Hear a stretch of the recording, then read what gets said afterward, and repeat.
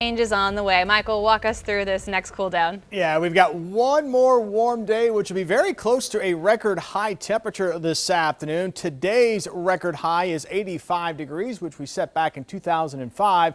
Probably just shy of that this afternoon. A cold front's going to sweep through and eventually start to cool temperatures off by the end of the afternoon and as we go into the evening. But I think we'll warm up midday to early afternoon into that low to mid 80s range before the temperatures start to cool down by late afternoon and evening. So let's get a look at this front. There it is, sweeping on through as we go through the afternoon. So again, in Tulsa, probably going to arrive in that 2 to 3 o'clock time frame the way it's looking right now. And then that front will continue to dive south and east as we head into tomorrow. So tomorrow we're going to be on the cool side of this front. We'll wake up tomorrow morning probably with a bit of sunshine, but we'll have a system out here to our south and west that is going to track up in our direction, but it's going to take a southerly track. So most of the rainfall tomorrow will be across southern Oklahoma or into parts of Texas. There is a question, how far north will this rain extend tomorrow afternoon into tomorrow evening and tomorrow night?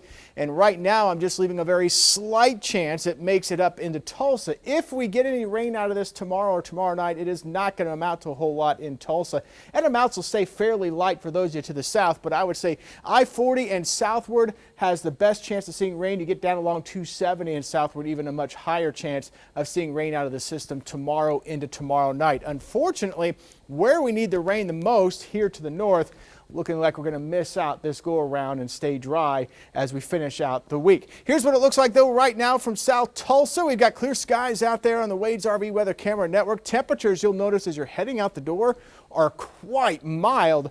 A lot of us starting out 60s to near 70 degrees, and there's our temperatures warming up into the low 80s by lunchtime.